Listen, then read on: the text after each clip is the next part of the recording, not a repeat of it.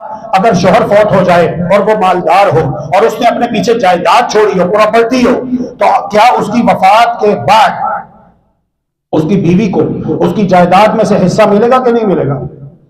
मिलेगा। औलाद को भी मिलेगा, बीवी को भी मिलेगा। शोहर फौत हो जाए तो उसकी जायदाद में से, प्रॉपर्टी में से बीवी को हिस्सा मिलेगा, बच्चों को हिस्सा मिलेगा, बेटों को भी बेटियों को भी। एक बेटे को 2 बेटियों के बराबर मिलेगा और बीवी को 8वां हिस्सा मिलेगा। औलाद होने की सूरत में, औलाद ना होने की सूरत में 4था हिस्सा मिलेगा। यह अल्लाह का कानून है जो कुरान मजीद में बयान किया।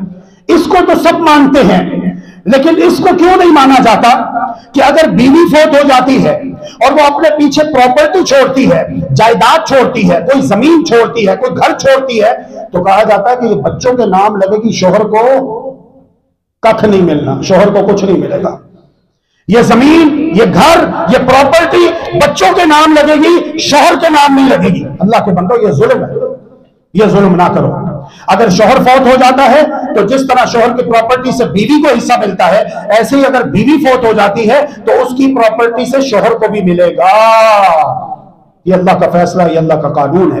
अल्लाह तबारक व तआला हम सबकी गलतियां, कोताहियां मुआफ फरमाए और हमारे अंदर जन्नतियों वाली अच्छी सिफात पैदा करे, जहन्नमियों दोज़खियों वाली बुरी सिफात से हम सबको महफूज